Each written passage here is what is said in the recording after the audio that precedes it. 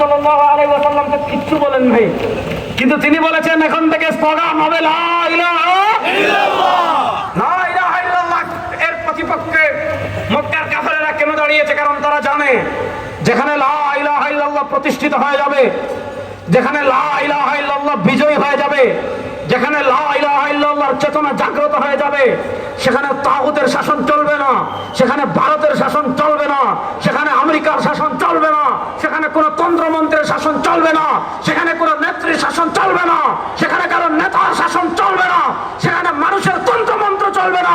যেখানে লা ইলাহা ইল্লাল্লাহ বিজয়ী হয়ে যাবে, সেখানে শাসন ক্ষমতা চলবে একমাত্র কার? সেখানে শাসন ক্ষমতা চলবে একমাত্র কার? আল্লাহর। এজন্য যখন আল্লাহ নবী সাল্লাল্লাহু আলাইহি ওয়াসাল্লাম যখন ঘর থেকে বের হয়ে বলেছেন আর মূর্তির স্লোগান চলবে না, লাতের স্লোগান চলবে না, মানাতের স্লোগান চলবে না, হুবলের স্লোগান চলবে না, উজ্জার স্লোগান চলবে না, এরা কেউ মুক্তি দিতে পারবে না। মুক্তির গ্যারান্টি একটা, সেটা হলো লা ইলাহা ইল্লাল্লাহ। বলে না, মুক্তির গ্যারান্টি একটা, সেটা হলো লা ইলাহা ইল্লাল্লাহ। পুরা আরব তার বিরুদ্ধে দাঁড়িয়ে গিয়েছে। আজকে আপনি ঘরে বসে সারাদিন লা ইলাহা ইল্লাল্লাহ বলেন, আপনাকে কেউ কিছু বলবে না। আপনি খানকায় বসে লা ইলাহা ইল্লাল্লাহ জিকির করেন, তেমন কেউ সমস্যা নেই। কিন্তু আপনার রাত পথে বের হয় যখন স্লোগান দিবেন, আছেন না আমার লগে? আছেননি? আপনি যখন রাত পথে বের হয় স্লোগান দিবেন, তেরা মেরা রিশতা ক্যা? আর জোরে বলেন না, তেরা মেরা রিশতা ক্যা? দুই হাত তুলে বলেন, তেরা মেরা রিশতা ক্যা? তেরা মেরা রিশতা ক্যা? তেরা মেরা রিশতা ক্যা? আপনি রাজপথে বের হয় যখন লা ইলাহা ইল্লাল্লাহ স্লোগান দিবেন, আগুন লাগবে নি? আগুন লাগবে নি? বলবে যে জঙ্গি বের হয়েছে, বলবে না, বলবে রাজাকার বের হয়েছে, ঠিক কিনা? শুনেন, এই বাংলাদেশে আমাদেরকে যারা পাকিস্তানি রাজাকার বলতো, এরা ভারতীয় রাজাকার। বাংলাদেশে যারা মাথায় টুপি পরেন, বাংলাদেশে যারা দাড়ি রাখেন, বাংলাদেশে যারা জুব্বা পরেন, গত 15 বছর টিভিতে, সিনেমা, টকশোতে এদেরকে পাকিস্তানি রাজাকার বলে টিটকারি মারা হইতো। এই বাংলাদেশের কোন আলেম কখনো পাকিস্তানে পলাইছেন? রাস্তে বলেন, বাংলাদেশের কোন আলেম কখনো পাকিস্তানে পালিয়েছেন? বাংলাদেশের কোন আলেম কখনো পাকিস্তানে পালায় নাই। আমাদেরকে যারা পাকিস্তানি রাজাকার বলতো, এরা ভারতীয় রাজাকার। আমরা দেখেছি ভারতীয় রাজাকার ভারতে পালিয়ে গিয়েছে।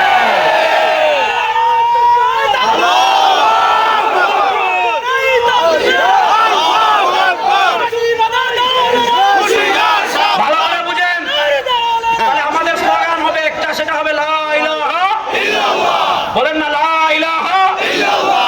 শুধু লা ইলাহা ইল্লাল্লাহ খানকায় থাকার জন্য এসেছে না। লা ইলাহা ইল্লাল্লাহ এতদিন ঘরের স্লোগান ছিল, লা ইলাহা ইল্লাল্লাহ এতদিন খানকার স্লোগান ছিল, লা ইলাহা ইল্লাল্লাহ এতদিন হালকায় জিকিরের স্লোগান ছিল। এই পরিবর্তিত বাংলাদেশের সংসদে লা ইলাহা ইল্লাল্লাহকে বিজয়ী করার জন্য প্রস্তুত আছেন না? না,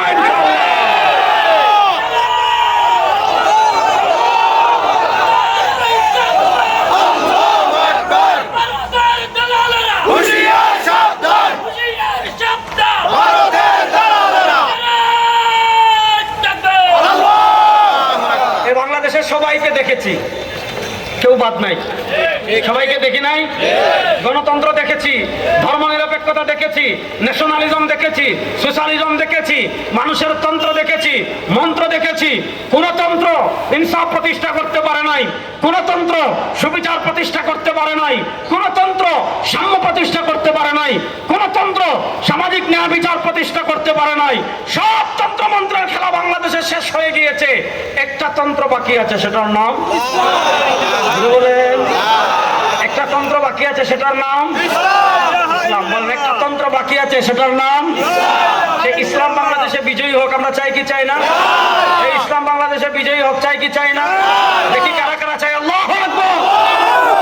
সুতরাং ইসলাম বাংলাদেশে বিজয় করার জন্য প্রস্তুত আছেন না? নয়।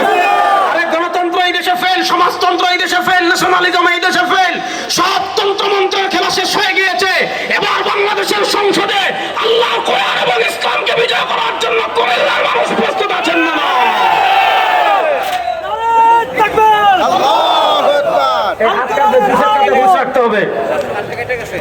তাড়াতাড়ি নিয়ে দেন।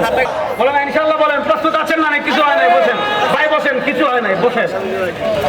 প্রস্তুত আছেন না? ইনশাআল্লাহ। হাত তুলে বলেন ইনশাআল্লাহ। ইনশাআল্লাহ বলেন। ইনশাআল্লাহ বলেন। জোরে বলেন ইনশাআল্লাহ। এবার আসেন, বলছিলাম তিতাওয়াজ করব, মূল তিতাওয়াজে আসি। ইসলামের শত্রু দুই প্রকারের। বলেন ইসলামের শত্রু কয় প্রকারের? সবাই বলেন না, ইসলামের শত্রু কয় প্রকারের? এক প্রকার শত্রু, এদেরকে আমরা চিনি, এরা আমাদের শত্রু। ভারত আমাদের বন্ধু না শত্রু? বড় ভয় পাইতেছেন নি? তাহলে বলেন ভারত আমাদের বন্ধু না শত্রু? জোরে বলেন ভারত আমাদের বন্ধু না শত্রু? এরা আমাদের জাত শত্রু। স্বাধীনতার পরে আমাদের সবচেয়ে বড় শত্রুর নাম ইন্ডিয়া। সুতরাং তারা বেঈমানের উপরে এরা রাখেন। এরা যদি তারা তাদের মতো থাকুক, আমাদের কিছু যায় না, আসে না, কিন্তু আমাদের সাথে যদি বাড়াবাড়ি করে, আমরা প্রস্তুত আছি ইনশাআল্লাহ। যুবকরা প্রস্তুত আছেন? যুবকরা ভয় পায় না? প্রস্তুত আছেন তো ইনশাআল্লাহ? আমাদের বাংলাদেশের দিকে যদি হাত বাড়ায়, হাত ভাঙ্গা গাছের ঝুলানোর জন্য রেডি থাকবেন। বাংলাদেশের দিকে যারা পা বাড়াবে, পা নিয়ে একজনও যেতে পারবে না ইনশাআল্লাহ। ভারত আমাদের বলেন, ভারত আমাদের এ পিচ্ছি বলেন, ভারত আমাদের সাবাস। আমেরিকা আমাদের, ইসরায়েল। শুনেন, পৃথিবী 100 বছর পর পর পরিবর্তন হয়, হয় না? 100 বছর পর পর পৃথিবী একটা পরিবর্তনের মধ্য দিয়ে যায়।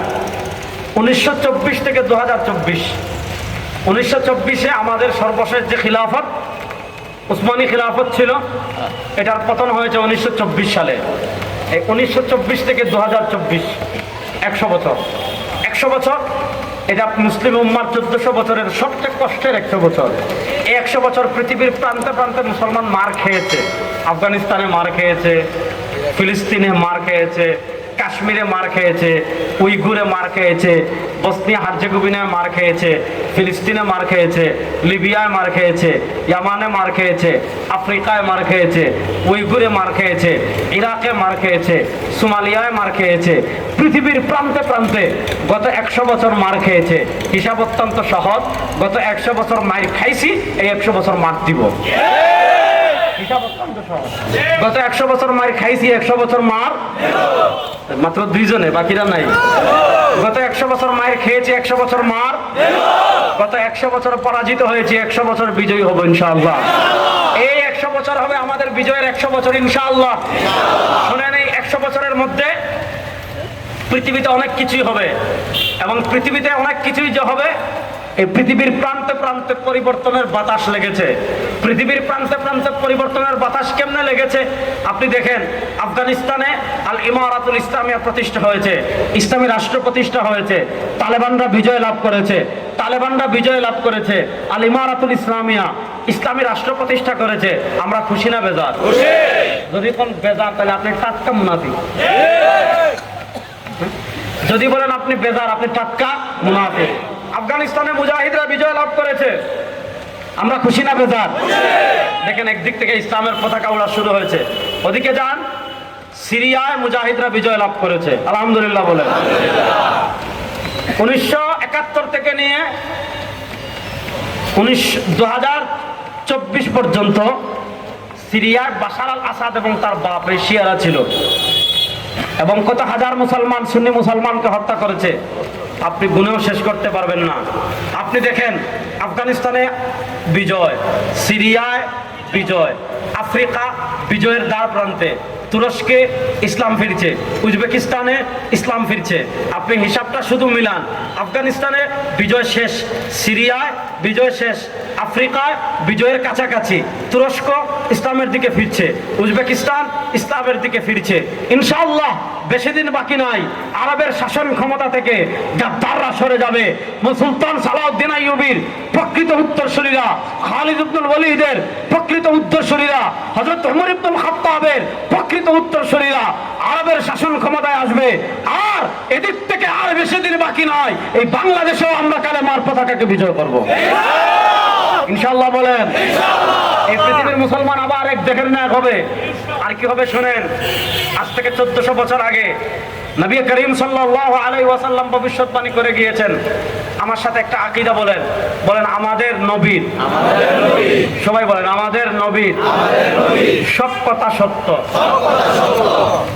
ঠিক না বেটি? আমাদের নবীর সব কথা বলেন, বলেন আমাদের নবীর সব কথা বলেন, আমাদের নবীর সব কথা। আল্লাহ কোরআনে বলেছেন, ওয়ামা ইয়ানতিকু আনিল হাওয়া ইন হুয়া ইল্লা ওয়াহয়ুন ইউহা। আমার নবী সরওয়ারে দু আলম তাজদার মদিনা জনাবে মুহাম্মদুর রাসূলুল্লাহ সাল্লাল্লাহু আলাইহি ওয়াসাল্লাম, আল্লাহ তাআলা তার ব্যাপারে বলেছেন, ওয়ামা ইয়ানতিকু আনিল হাওয়া, তিনি নিজের পক্ষ থেকে একটা কথা বলেন না, নিজের কুপ্রবৃত্তির অনুসরণ করে একটা কথা বলেন না। ইন হুয়া ইল্লা ওয়াহয়ুন ইউহা, আল্লাহ রাব্বুল ইজ্জত ওয়াল জালাল বলেন, আমার হাবিব যা বলেন, ইন হুয়া ইল্লা ওয়াহয়ুন ইউহা, আমার হাবিব যা বলেন সব কার পক্ষ থেকে? বলেন না, সব কার পক্ষ থেকে? আল্লাহর পক্ষ থেকে। মনোযোগ দিয়ে বুঝেন, মনোযোগ দিয়ে বুঝেন, মনোযোগ দিয়ে বুঝেন। একটা হাদিস বলি, তাহলে পরের আলোচনা বোঝা সহজ হবে। আল্লাহ নবী সাল্লাল্লাহু আলাইহি ওয়াসাল্লাম এর সাথে সর্বক্ষণ যে একজন সাহাবী থাকতেন, তার ভিতর অন্যতম হলেন হযরত আব্দুল্লাহ ইবনে আমর ইবনে আস রাদিয়াল্লাহু তাআলা আনহু। আল্লাহ নবী সাল্লাল্লাহু আলাইহি ওয়াসাল্লামের সাথে থাকতেন, সব কথা লিখে রাখতেন। আল্লাহ নবী সাল্লাল্লাহু আলাইহি ওয়াসাল্লাম হেঁটে কথা বলছেন, আব্দুল্লাহ ইবনে আমর ইবনে আস লিখে রাখতেন। আল্লাহ নবী সাল্লাল্লাহু আলাইহি ওয়াসাল্লাম দাঁড়িয়ে কথা বলছেন, আব্দুল্লাহ ইবনে আমর ইবনে আস লিখে রাখতেন। আল্লাহ নবী সাল্লাল্লাহু আলাইহি ওয়াসাল্লাম রাগ করে কথা বলছেন, আব্দুল্লাহ ইবনে আমর ইবনে আস রাদিয়াল্লাহু তাআলা লিখে রাখতেন। আল্লাহ নবী সাল্লাল্লাহু আলাইহি ওয়াসাল্লাম বাজারে কথা বলছেন, তাও লিখতেন। শুয়ে কথা বলতেন, তাও লিখতেন। মহিলাদের মজলিসে কথা বলতেন, তাও লিখতেন। আল্লাহ নবী সাল্লাল্লাহু আলাইহি ওয়াসাল্লাম যখন যা বলতেন সব কথা হযরত আব্দুল্লাহ ইবনে আমর ইবনে আস রাদিয়াল্লাহু তাআলা লিখে রাখতেন। একজন কিছু মানুষ তাকে বলল, আতাকতুবু কুল্লা শাইইন ওয়ান নাবিয়্যু বাশারুন ইয়াতাকাল্লামু ফি হালাতি রিদা ওয়াল গাদাব। ও আব্দুল্লাহ ইবনে আমর ইবনে আস, তুমি নবী করিম সাল্লাল্লাহু আলাইহি ওয়াসাল্লামের সব কথা কেন লিখে রাখছো? ওয়ান নাবিয়্যু বাশারুন, নবী করিম সাল্লাল্লাহু আলাইহি ওয়াসাল্লাম তো মানুষ। ইয়াতাকাল্লামু ফি হালাতি রিদা ওয়াল গাদাব, তিনি কখনো রাগ করে কথা বলেন, কখনো তিনি সন্তুষ্ট চিত্তে কথা বলেন। সব কথা তো লেখার দরকার নাই, শরীয়তের বিধান হলে তুমি লিখতা। মানুষ যখন আব্দুল্লাহ ইবনে আমর ইবনে আস রাদিয়াল্লাহু তাআলা আনহুকে এই প্রশ্ন করেছে, আব্দুল্লাহ ইবনে আমর ইবনে আস রাদিয়াল্লাহু তাআলা আনহু নবী করিম সাল্লাল্লাহু আলাইহি ওয়াসাল্লামের কাছে আসলেন। আয়েশা বলেন, ইয়া রাসূলুল্লাহ ইন্নী আকতুবু কুল্লা শাইইন মা আসমাউ মিন। ইয়া রাসূলুল্লাহ, আমি আপনার থেকে যত কথা শুনি সব কথা লিখে রাখি। কিছু মানুষ বলছে সব কথা লেখার দরকার নাই, এখন আমি কি করব? আল্লাহ নবী সাল্লাল্লাহু আলাইহি ওয়াসাল্লাম জবাব দিচ্ছেন, উক্তুব ইয়া আব্দুল্লাহ, ও আব্দুল্লাহ, আমি হেঁটে কথা বলি না কেন, আমি ঘুমাইয়া কথা বলি না কেন, আমি বসে কথা বলি না কেন, আমি হাসি দিয়ে কথা বলি না কেন, আমি রাগ করে কথা বলি না কেন, আমি ঘরে কথা বলি না কেন, আমি মসজিদে কথা বলি না কেন, আমি বাজারে কথা বলি না কেন, উক্তুব কুল্লা শাই, ও আব্দুল্লাহ, আমি যা বলি সব লিখবা। কেন?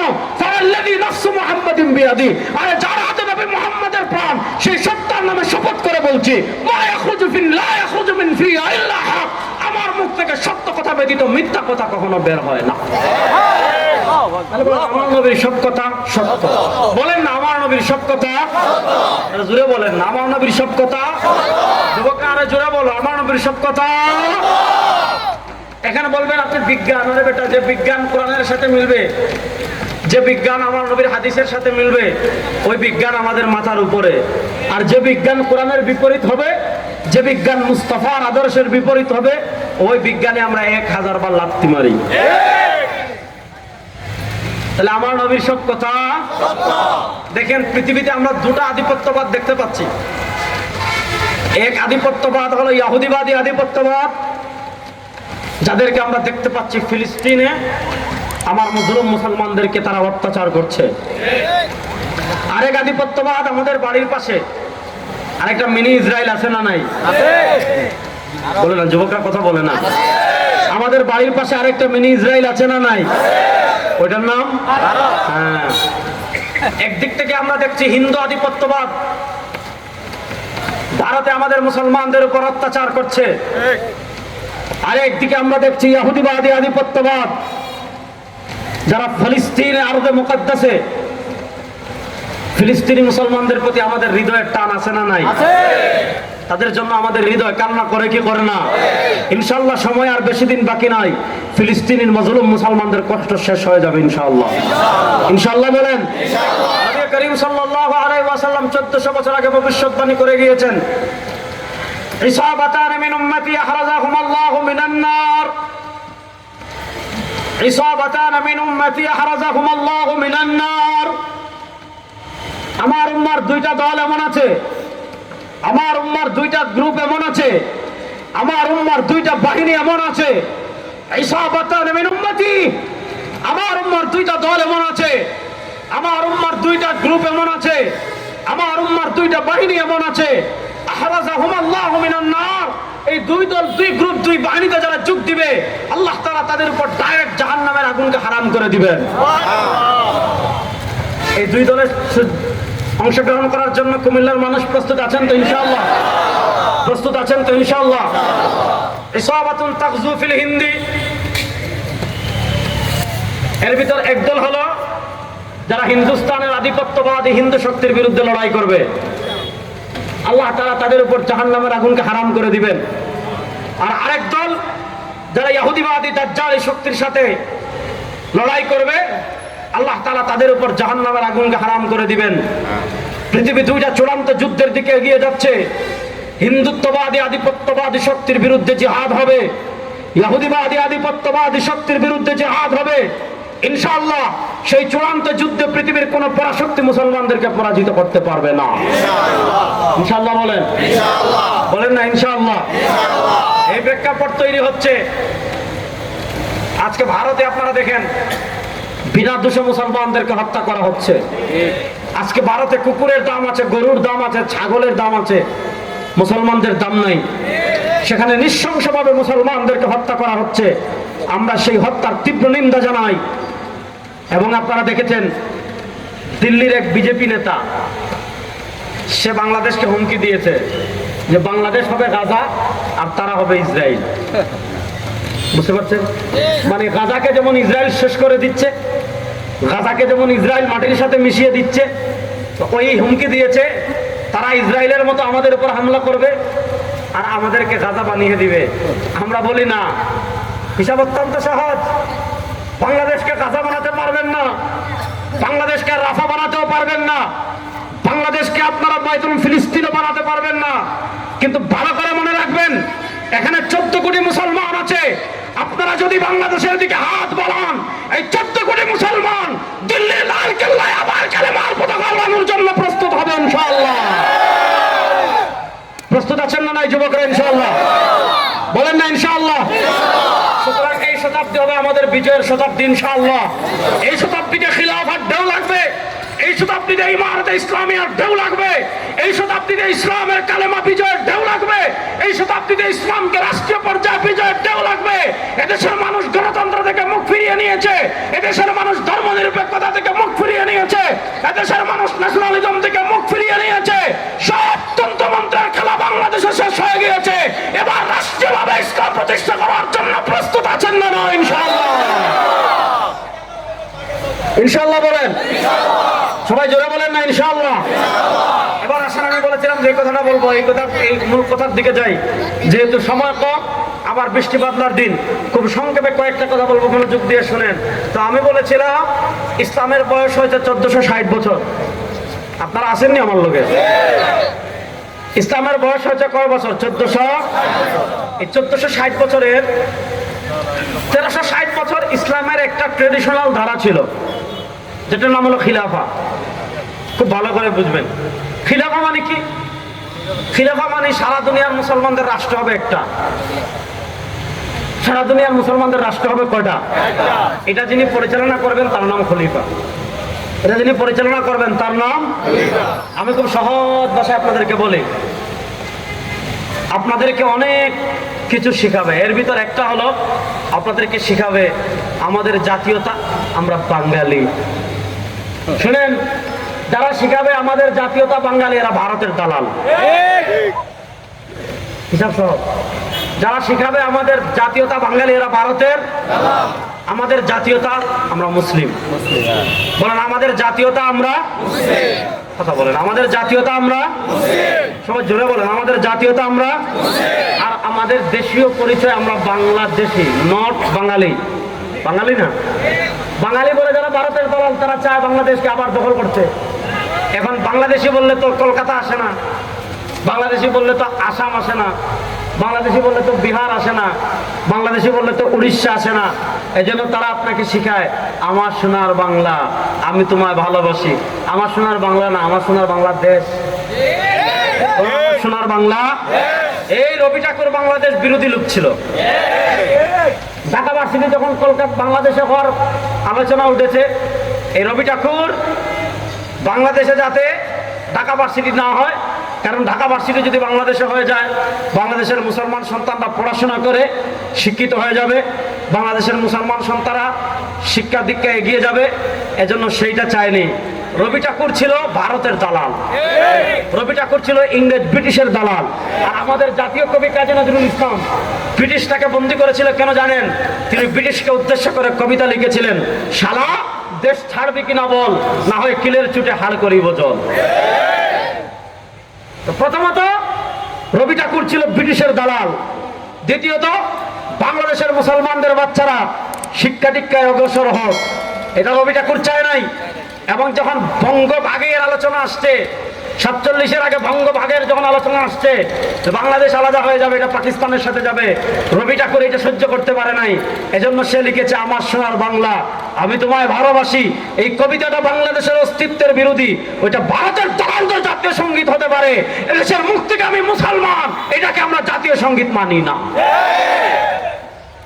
সুতরাং আমাদের যেখানে বাংলাদেশের কথা নেই, আমাদের 71-এর স্বাধীনতা নেই, আমাদের মুক্তিযুদ্ধের চেতনার কথা নেই, আর চেয়ে বড় কথা এই জাতীয় সঙ্গীতের সুর আরেকটা সঙ্গীত থেকে নকল করা। সুতরাং এটা আমাদের জাতীয় সঙ্গীত হতে পারে। দেখেন আমাদের আধিপত্যবাদ কতভাবে আমাদের উপর চাপিয়ে দিয়েছে ভারত। 1 নম্বর, স্বাধীনতার পর সবচেয়ে বড় আধিপত্যবাদ চাপিয়ে দিয়েছে সংস্কৃতির মাধ্যমে। এজন্য শুনেন, আমাদের জাতীয় পরিচয় আমরা মুসলিম। বলেন আমাদের জাতীয় পরিচয় আমরা মুসলিম। জোরে বলেন, শরম পাইতেছেন? তাহলে বলেন আমাদের জাতীয় পরিচয় আমরা মুসলিম। বলেন না, আমাদের জাতীয় পরিচয় আমরা মুসলিম। সারা দুনিয়ার মুসলমান সে বাংলাদেশে থাকতে পারে, সে পাকিস্তানে থাকতে পারে, সে আফগানিস্তানে থাকতে পারে, সে উজবেকিস্তানে থাকতে পারে, সে মিশরে থাকতে পারে, সে সিরিয়ায় থাকতে পারে, তার গায়ের রং কালো হতে পারে, তার গায়ের রং সাদা হতে পারে, সে শ্বেতাঙ্গ হতে পারে, সে কৃষ্ণাঙ্গ হতে পারে, সে যে বর্ণের হক না কেন, সে যে রঙের হক না কেন, যারা তাওহীদ এবং রিসালাতে বিশ্বাসী হবে, যারা লা ইলাহা ইল্লাল্লাহ বিশ্বাসী হবে, যারা মুহাম্মাদুর রাসূলুল্লাহ বিশ্বাসী হবে, যারা তাওহীদে বিশ্বাসী হবে, যারা রিসালাতে বিশ্বাসী হবে, সারা দুনিয়ার তাওহীদ এবং রিসালাতে বিশ্বাসী মুসলমানদের জাতীয় পরিচয় একটা, সেটা হলো আমরা মুসলিম। সারা দুনিয়ার মুসলমানদের জাতীয় পরিচয় একটা, সেটা হলো আমরা মুসলিম। এই শতাব্দীতে মুসলমানদের ভিতর সবচেয়ে দুঃখজনক ঘটনা কি জানেন? আমাদেরকে নানা জাতিতে উপজাতিতে বিভক্ত করে দিয়েছে, আমাদের ভিতর তারা ন্যাশনালিজম ঢুকিয়ে দিয়েছে, আমাদের ভিতর তারা জাতীয়তাবাদ ঢুকিয়ে দিয়েছে। জাতীয়তাবাদ কেমনে ঢুকিয়েছে? আমাদেরকে বলেছে আমরা বাংলাদেশি, এখানে একজনরে আব্বা বানাও। এদেরকে বলছে তোমরা পাকিস্তানি, ওখানে একজনরে আব্বা বানাও। ওদেরকে বলছে তোমরা তুর্কি, ওখানে একজনরে আব্বা বানাও। ওদেরকে বলেছে তোমরা সিরিয়ান, ওদেরকে বলেছে একজনের আব্বা বানাও। ওদেরকে বলেছে তোমরা উজবেকি, ওদেরকে একজনের আব্বা বানাও। আমাদেরকে নানা জাতিতে তারা বিভক্ত করেছে। বাংলাদেশি বলে এখানে একজনের আব্বা বানাইছে, ওদেরকে পাকিস্তানি বলে জিন্নারে আব্বা বানাইছে, ওদেরকে তুর্কি বলে কামাল পাশারে আব্বা বানাইছে, ওদেরকে সিরিয়ান বলে বাশার আল আসাদের বাপরে আব্বা বানাইছে। আমি গেলাম উজবেকিস্তান, উজবেকিস্তানের একটা সুন্দর এলাকা আছে, এটার নাম হলো রেগিস্তান। ওখানে প্রাচীন অনেকগুলো মাদ্রাসা আছে, 3টা মাদ্রাসা একসাথে। ওই মাদ্রাসা দেখতে গেলাম, এখন আর মাদ্রাসা নাই, এখন এটা পর্যটন কেন্দ্র বানাই ফেলছে, এমনি বিল্ডিং গুলো আছে। দেখলাম সামনে বিশাল বড় একটা মূর্তি, জিজ্ঞেস করলাম বা এটা কার মূর্তি? আমাদের জাতির আব্বার মূর্তি। একটা জিনিস ভালো করে মনে রাখবেন, আমাদের জাতীয় পরিচয় আমরা মুসলিম। বলেন আমাদের জাতীয় পরিচয় আমরা মুসলিম। আর মুসলমানদের একমাত্র জাতির পিতা হযরত ইব্রাহিম। বলেন মুসলমানদের একমাত্র জাতির পিতা হযরত ইব্রাহিম। জোরে বলেন মুসলমানদের একমাত্র জাতির পিতা হযরত ইব্রাহিম। সবাই হাত তুলেন, বলেন এর বাইরে আমাদের কোনো আব্বা নাই, জাতির কোনো আব্বা নাই, জাতির কোনো আম্মা নাই, জাতির কোনো চাচি নাই, জাতির কোনো ভাবি নাই, জাতির কোনো খালু নাই। আমাদের একমাত্র জাতির পিতা হযরত ইব্রাহিম, এর বাইরে সবগুলোর টিম। আমাদের একমাত্র জাতির পিতা হযরত ইব্রাহিমের বাহিরে এই জাতীয়তাবাদ দিয়ে আমাদেরকে ছিন্ন বিচ্ছিন্ন করে দিয়েছে। আজকে আমাদের বাড়ির পাশে মিয়ানমারে মুসলমান নির্যাতিত হয়, আমরা কিছু করতে পারি না। ভারতে মুসলমান নির্যাতিত হয়, আমরা কিছু করতে পারি না। কাশ্মীরে মুসলমান নির্যাতিত হয়, আমরা কিছু করতে পারি না। ইনশাআল্লাহ এই উম্মাহ আর বেশি দিন বাকি নাই, আবার উম্মাহ এক বডি হবে, আবার উম্মাহ এক শরীর হবে। সারা দুনিয়ার সকল বেঈমান কাফের মুশরিকদের সাথে লড়াই হবে ইনশাআল্লাহ।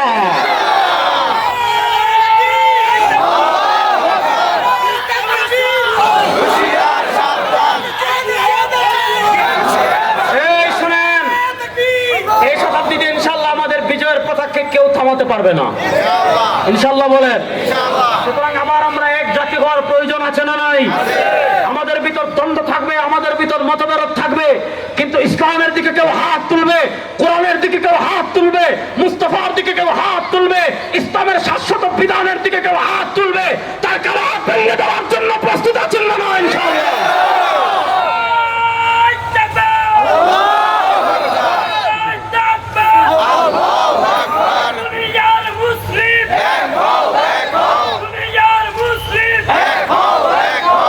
প্রস্তুত আছেন তো সবাই ইনশাআল্লাহ?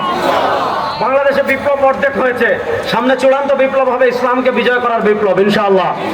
আসের তো একটা ঢুকাইছে আমাদের ভিতর জাতীয়তাবাদ, আমাদেরকে বিভিন্ন জাতিতে তারা বিভক্ত করে দিয়েছে। আরেকটা ঢুকিয়েছে কি? সেকুলারিজম।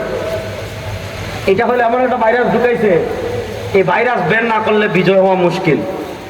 সেকুলারিজম মানে ধর্ম নিরপেক্ষতা। আমাদের সংসদে একজনে বলছিল না যে আমি সিয়াসিত্তা পড়েছি, বুখারী মুসলিম তিরমিজি মিশকাত, দাঁড়াও মেশকাত নাকি সিয়াসিত্তা। আল্লাহ তাআলা এদেরকে হেদায়েত দান করুন। আমি যেটা বলছিলাম, এই শতাব্দীতে আমাদের মুসলমানদের একটা দুঃখজনক জায়গা কি জানেন? এই শতাব্দীতে মুসলমানদের চিন্তার জায়গা হলো অত্যন্ত সূক্ষ্মভাবে আমাদের ভিতর তারা ধর্ম নিরপেক্ষতা ঢুকাই দিচ্ছে। শুনেন, পৃথিবীতে ধর্ম অনেক আছে, আমরা কোন ধর্মের কাউকে কখনো জোর করে কালেমা পড়াইছি? সত্য করে বলেন। এই যে এটা হইলো নিমসাদ নাকি বুড়িচং থানা, ঠিক না বেটি? আপনারা এখানে আপনাদের এলাকায় হিন্দু আছে না নাই? যুবকরা কথা বলতে হবে। হিন্দু আছে না নাই? আপনাদের 14 গোষ্ঠী কখনো দেখছেন কোন হিন্দুকে অস্ত্র দেখিয়ে, পিস্তল দেখিয়ে, চাকু দেখিয়ে, রামদা দেখিয়ে, পাওয়ার দেখিয়ে কোন মুসলমান কখনো কালেমা পড়াইছে? আরে বেটা, জোরপূর্বক যদি কালেমা পড়ানোর বিধান ইসলামে থাকতো তাহলে ভারতে কোনো হিন্দু থাকতো? কারণ ভারতের রাষ্ট্র ক্ষমতায় আমরা ছিলাম 700 বছর। বলেন, ভারতের রাষ্ট্র ক্ষমতায় আমরা কয়শো বছর? হিন্দুরা রাষ্ট্র ক্ষমতায় আসার মাত্র 77 বছর হয়েছে। 1947 থেকে আজকে 2025, এখনো 100 বছর হয় নাই, 80 বছর হয় নাই তারা রাষ্ট্র ক্ষমতায় আসার। হ্যাঁ, এই মাত্র কয়েক বছরে তারা কি করতেছে আপনারা দেখেন। আমরা যে 700 বছর ছিলাম, প্রত্যেক দিন যদি একজনকে অস্ত্র দেখিয়ে, প্রত্যেক দিন যদি একজনকে তীর দেখিয়ে, প্রত্যেক দিন যদি একজনকে ক্ষমতা দেখিয়ে, প্রত্যেক দিন যদি একজনকে তরবারি দেখিয়ে কালেমা পড়াইতাম, হিন্দু থাকতো না। তাহলে কাউকে ক্ষমতা দেখিয়ে, অস্ত্র দেখিয়ে ইসলাম গ্রহণ করানোর কোন বিধান ইসলামী শরীয়তে নাই। ইসলামী শরীয়তে নাই। আপনি আপনার ধর্ম পালন করেন, কিন্তু বলেন কিন্তু সত্য ধর্ম একটা। বলেন সত্য ধর্ম একটা। জোরে বলেন না সত্য ধর্ম একটা। বলেন না সত্য ধর্ম একটা। আরে বলেন না সত্য ধর্ম একটা। সেটার নাম, আপনাকে এটা বিশ্বাস করতে হবে, ইহুদিবাদ আপনাকে মুক্তি দিতে পারবে না, খ্রিস্টবাদ আপনাকে মুক্তি দিতে পারবে না, হিন্দুত্ববাদ আপনাকে মুক্তি দিতে পারবে না, কোন অত্যন্ত মন্ত্র আপনাকে মুক্তি দিতে পারবে না। মুক্তির গ্যারান্টি জাস্ট একটা, সেটার নাম ইসলাম। বলেন না, মুক্তির গ্যারান্টি শুধুমাত্র একটা, যেটার নাম ইসলাম ছাড়া আর কোন তন্ত্র মন্ত্রে মুক্তি নাই। এবার আসেন, আমাদের ভিতর ধর্ম নিরপেক্ষতা ঢুকাইছে কেমনে? এই পয়েন্টটা আমি বলে আপনাদের থেকে বিদায় নেব, ভালো করে বুঝেন। পৃথিবীতে ইসলাম ধর্ম ছাড়া আরো অন্যান্য ধর্ম আছে না নাই? মনোযোগ দিয়ে পয়েন্টটা বুঝবেন। আসেন আমরা খ্রিস্টান ধর্ম নিয়ে আলাপ দিই। খ্রিস্টান ধর্ম নিয়ে আমি আলাপ দিব কেন? অনেক বড় বড় আলেমগুন আলাপ করেছেন। বর্তমান পৃথিবীর সবচেয়ে বড় আলেমদের একজন শেখুল ইসলাম জাস্টিস মুফতি মোহাম্মদ তাকি উসমানী, তিনি আলাপ করেছেন। হাকিমুল উম্মত মুজাদ্দিদে দ্বীন ও মিল্লাত আল্লামা আশরাফ আলী থানভী রাহিমাহুল্লাহ আলোচনা করেছেন। মুফাক্কির ইসলাম মাওলানা সৈয়দ আবুল হাসান আলী আন-নাদভী রাহিমাহুল্লাহ তিনিও আলোচনা করেছেন।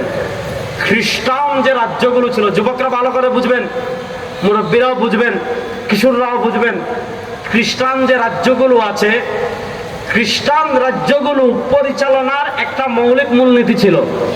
খ্রিস্টান রাজ্যগুলো পরিচালনার একটা মৌলিক মূলনীতি কি ছিল? খ্রিস্টানদের রাজ্য পরিচালনার মৌলিক মূলনীতি ছিল কায়সর কায়সর, গির্জা গির্জা। মনোযোগ, কায়সর কায়সর, গির্জা গির্জা। গির্জা মানে তাদের উপাসনার জায়গা, যেমন আমাদের ইবাদতের জায়গা মসজিদ, খ্রিস্টানদের হলো গির্জা। তাদের মৌলিক দাবি ছিল গির্জা গির্জা, গির্জা থাকবে গির্জার মতো। কায়সার, কায়সার মানে রাষ্ট্র, রাষ্ট্র থাকবে রাষ্ট্রের মতো। অর্থাৎ রাষ্ট্র কেমনে চলবে? গির্জা মাথা কামাবে না। রাষ্ট্রের আইন কি হবে? গির্জা মাথা কামাবে না। রাষ্ট্রের বিচার ব্যবস্থা কি হবে? গির্জা মাথা কামাবে না। রাষ্ট্রের অর্থনীতি কি হবে? গির্জা মাথা কামাবে না। রাষ্ট্রের সংবিধান কি হবে? গির্জা মাথা কামাবে না। রাষ্ট্রের আইন কি হবে? গির্জা মাথা কামাবে না। রাষ্ট্রের ক্ষমতায় কারা আসবে? গির্জা মাথা কামাবে না। রাষ্ট্রের আপনার সুপ্রিম কোর্ট কেমনে চলবে? গির্জা মাথা কামাবে না। রাষ্ট্রের পররাষ্ট্রনীতি কি হবে? গির্জা মাথা কামাবে না। রাষ্ট্রের আপনার উৎপাদন বাজেট কেমনে হবে? গির্জা মাথা কামাবে না। তাদের একটা মৌলিক দাবি ছিল রাষ্ট্র আলাদা, ধর্ম আলাদা। ধর্ম থাকবে গির্জায়। আপনি ধর্ম পালন করতে চাচ্ছেন, গির্জায় যান। আপনার বাচ্চাকে ধর্ম পালন করাতে চাচ্ছেন, গির্জায় নিয়ে যান। আপনার ফ্যামিলিকে ধর্ম পালন করাতে চাচ্ছেন, গির্জায় নিয়ে যান। ধর্ম গির্জার সীমানার ভিতরেই থাকবে, গির্জার সীমানার বাহিরে ধর্ম বের হবে না। রাষ্ট্র রাষ্ট্রের মতো, রাষ্ট্রের কোনো জায়গায় ধর্ম মাথা কামাবে না। রাষ্ট্রের কোনো ক্ষেত্রে ধর্ম মাথা কামাবে না। ধর্ম যা আছে সব গির্জার মধ্যে, গির্জা থেকে এক চুলো ধর্ম বের হবে না। এবার রাষ্ট্র আলাদা, গির্জা আলাদা, ধর্ম আলাদা, রাষ্ট্র আলাদা। বলেন এই চিন্তাটা মুসলমানদের না খ্রিস্টানদের? বুঝতেছেন? এই চিন্তাটা মুসলমানদের না খ্রিস্টানদের? এবার বলেন ইসলামের রাষ্ট্র আছে না নাই? ইসলামের রাষ্ট্র আছে কিনা একটা জিনিস ভালো করে বুঝেন। আল্লাহ নবী সাল্লাল্লাহু আলাইহি ওয়াসাল্লাম মক্কা থেকে মদিনায় হিজরত করছেন। আল্লাহ নবী সাল্লাল্লাহু আলাইহি ওয়াসাল্লাম মক্কা থেকে মদিনায় হিজরত করছেন। মক্কা থেকে মদিনা হিজরতের সময় নবী করিম সাল্লাল্লাহু আলাইহি ওয়াসাল্লাম রওনা হয়ে গিয়েছেন। আল্লাহ নবী সাল্লাল্লাহু আলাইহি ওয়াসাল্লাম জানেন কাফেররা পথে তাকে ধাওয়া করবে। ধাওয়া করবে না? করবে। আপনি জানেন রেজাউল করিম আমরা সব নিমসার মাহফিল শেষ করে ঢাকা যাবে। এখন পথে যদি আপনি আমাকে অ্যাটাক করতে চান, ঢাকা যাওয়ার সবগুলা রাস্তায় আপনি পাহারা বসাবেন, চট্টগ্রাম যাওয়ার রাস্তায় আপনি পাহারা বসাবেন না। কেন? কারণ যেহেতু তিনি ঢাকায় যাবে, ওদিকে দরকার নাই। মক্কার কাফেরেরা জানে নবী করিম সাল্লাল্লাহু আলাইহি ওয়াসাল্লাম মক্কা থেকে হিজরত করে মদিনায় যাবেন। কেন যাবেন? কারণ আরো অসংখ্য সাহাবী আগে সবাই হিজরত করে মদিনায় চলে গিয়েছেন। আল্লাহ নবী সাল্লাল্লাহু আলাইহি ওয়াসাল্লাম এটা জেনে, আর এটাও জানেন কাফেররা মদিনার পরে ধাওয়া করবে। এজন্য মক্কা থেকে মদিনা একদিকে, গারে সৌর আরেকদিকে। মদিনা আরেকদিকে, গারে সৌর আরেকদিকে। আল্লাহ নবী সাল্লাল্লাহু আলাইহি ওয়াসাল্লাম গারে সৌরে কেন গিয়েছেন? কারণ সাধারণত এইদিকে কাফেররা তালাশ করবে না, সাধারণত কাফেররা তাকে মদিনার পথে তালাশ করবে। কিন্তু বালির পথ তো পায়ের ছাপ অনুসন্ধান করে করে করে করে করে করে করে করে করে করে কাফেররা যখন গারে সৌরের কাছাকাছি চলে আসছে, সিদ্দিকে আকবর দেখতেছেন কাফেররা চলে আসতেছে। হযরত সিদ্দিকে আকবর কত বড় আশিকে রাসূল ছিলেন। আজকে আমরা জিলাপি খেয়ে আশিকে রাসূল, মিষ্টি খেয়ে আশিকে রাসূল, এইটা খেয়ে আশিকে রাসূল, কত কিছু খেয়ে আশিকে রাসূল। সিদ্দিকে আকবর কত বড় আশিকে রাসূল ছিলেন।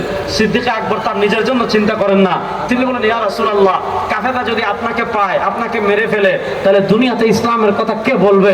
মানুষকে হেদায়েতের পথের সন্ধান কে দিবে? সিদ্দিক আকবর যখন নবী করিম সাল্লাল্লাহু আলাইহি ওয়াসাল্লামের নিরাপত্তা নিয়ে চিন্তিত, আল্লাহ নবী সাল্লাল্লাহু আলাইহি ওয়াসাল্লাম সিদ্দিক আকবরকে বলেন, লা তাহজান ইন্নাল্লাহা মা'ানা। ও সিদ্দিক আকবর, তুমি চিন্তা কইরো না।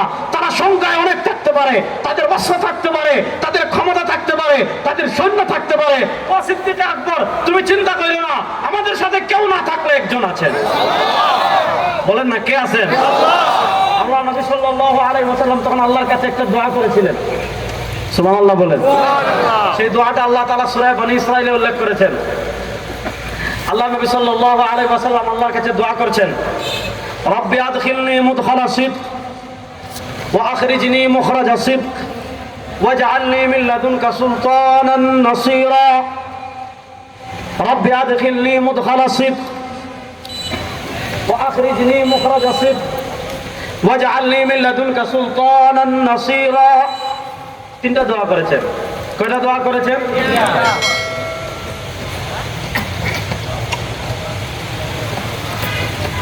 এক নম্বর দোয়া, রব্বি আদখিলনি মুদখালা সিদক, আল্লাহ আমাকে মক্কায়, আদখিলনি মুদখালা সিদক, আল্লাহ আমাকে মদিনায় শান্তি এবং নিরাপত্তার সাথে প্রবেশ করান। এটা তো কমন দোয়া। ওয়া আখরিজনি মুখরাজা সিদক, আল্লাহ আমাকে মক্কা থেকে বের করান শান্তি এবং নিরাপত্তার সাথে। দুটা কমন দোয়া। তিন নম্বর আরেকটা দোয়া করেছেন, ওয়াজআলনি মিন লাদুনকা সুলতানান নাসীরা। তিন নম্বর আরেকটা দোয়া করেছেন, ওয়াজআলনি মিন লাদুনকা সুলতানান নাসীরা, আল্লাহ আপনার পক্ষ থেকে আমাকে সাহায্যকারী ক্ষমতা দান করেন। সুবহানাল্লাহ। সুবহানাল্লাহ। প্রশ্ন হলো, আল্লাহ নবী ক্ষমতা কেন চাইলেন? তাফসীর ইবনে কাসির খুললে পাবেন, লিইকামাতি হুদুদিল্লাহ ওয়া লিইকামাতি ফারাইদিল্লাহ ওয়া লিইকামাতি দীনিল্লাহ। আল্লাহ নবী সাল্লাল্লাহু আলাইহি ওয়াসাল্লাম দেখেছেন আল্লাহ তাআলা তাকে যে দ্বীন দিয়েছেন, আল্লাহ তাআলা তাকে যে শরিয়া দিয়েছেন, আল্লাহ তাআলা তাকে যে ইসলাম দিয়েছেন, আল্লাহ তাআলা তাকে যে ফরজ বিধানাবলী দিয়েছেন, আল্লাহ তাকে যে হুদুদাত দিয়েছেন, এগুলা যদি পরিপূর্ণ বাস্তবায়ন করতে হয়, এগুলা যদি 100% বাস্তবায়ন করতে হয়, ক্ষমতার প্রয়োজন আছে না নাই?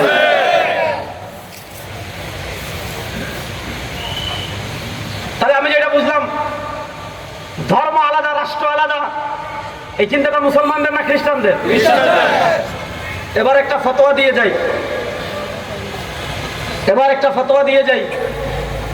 যদি কোনো মুসলমান এটা মনে করে রাষ্ট্রে ধর্ম লাগবে না, ধর্ম শুধু ব্যক্তিগত জীবনের জন্য, কোন মুসলমান যদি মনে করে রাজনীতিতে ধর্ম লাগবে না, কোন মুসলমান যদি মনে করে অর্থনীতিতে ধর্ম লাগবে না, কোন মুসলমান যদি মনে করে বিচার ব্যবস্থায় ধর্ম লাগবে না, কোন মুসলমান যদি মনে করে সংসদে ধর্ম লাগবে না, কোন মুসলমান যদি মনে করে রাষ্ট্রে ধর্ম লাগবে না, ফাল মুসলিমু ইযা তালাবা বিমিসলি যালিকা ফি সালামাতি আকলিহি। আল্লামা যায়েদ কাউসারী রাহিমাহুল্লাহ ফতোয়া দিয়েছেন, কোন মুসলমান যদি সুস্থ মস্তিষ্কে এই কথা বলে রাষ্ট্রে ধর্ম লাগবে না, তার ঈমান থাকবে না, সে মুরতাদ হয়ে যাবে। বলেন, তার ঈমান থাকবে না, সে কি হয়ে যাবে? আজকে রাজনীতির কারণে আমরা কত মানুষ ঈমান হারাই, তাহলে বুঝেন, ধর্ম আলাদা, রাষ্ট্র আলাদা, এটা আমাদের চিন্তা না খ্রিস্টানদের চিন্তা। আসেন হিন্দু ধর্মে যাই। হিন্দু ধর্ম মন্দির নির্ভর। হিন্দু ধর্ম মন্দির নির্ভর কেমনে? ভালো করে বুঝেন মুসলমান, মনোযোগ। হিন্দু ধর্ম মন্দির নির্ভর কেমনে? আপনি হিন্দু হতে হলে কি করতে হবে? আপনি হিন্দু হতে হলে পূজা করতে হবে। পূজার সময় মূর্তি বানাবেন, প্রসাদ বানাবেন, নাচানাচি করবেন, খাবেন। 2-3 দিন পর মূর্তি ট্রাকে তুলে নেচে নিয়ে নদীতে ফেলাই দিবেন। বাস, আপনি হিন্দু। হিন্দু ধর্ম পূজা নির্ভর। তাকে জিজ্ঞেস করেন, ভাই তুই কেমনে খাবি, কি খাবি, তোর ধর্ম কি বলে? দেখবেন ধর্মের কোনো সুস্পষ্ট দিক নির্দেশনা দেখাতে পারবে না। তাকে জিজ্ঞেস করেন, তুই ব্যবসা করবি কেমনে? তার ধর্মের কোনো সুস্পষ্ট নির্দেশনা দেখাতে পারবে না। তার যুক্তি যেটাকে ভালো মনে করে এটা করে।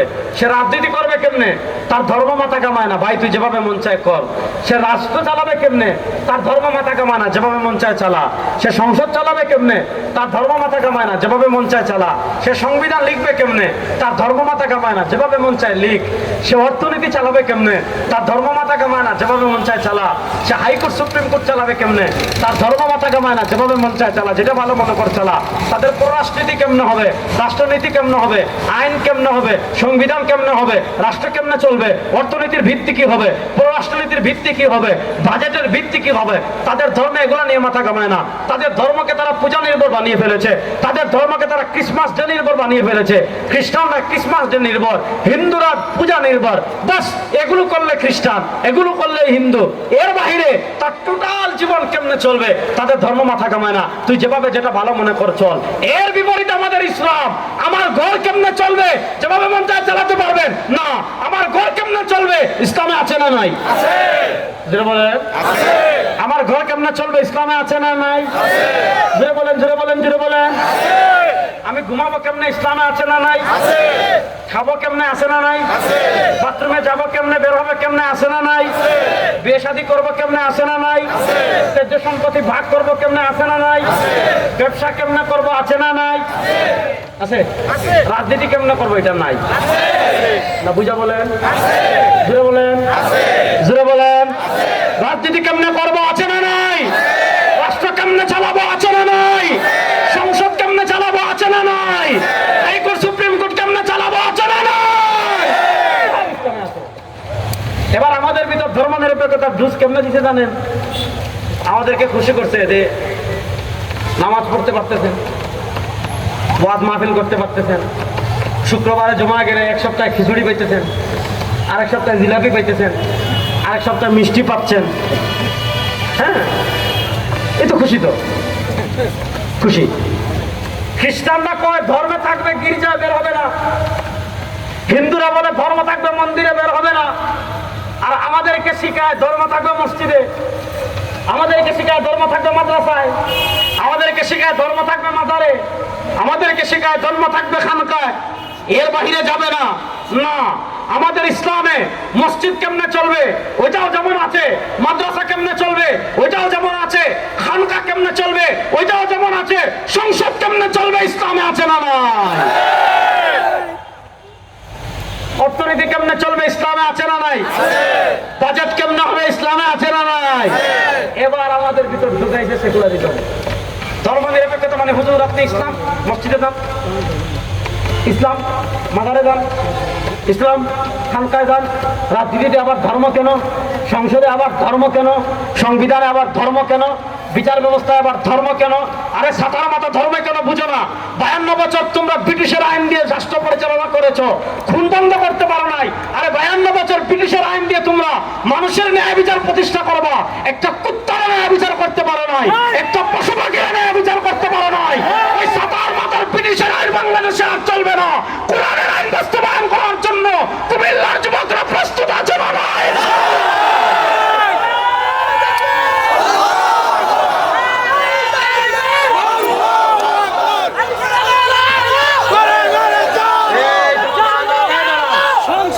সমস্যা তৈরি হয়ে যায়।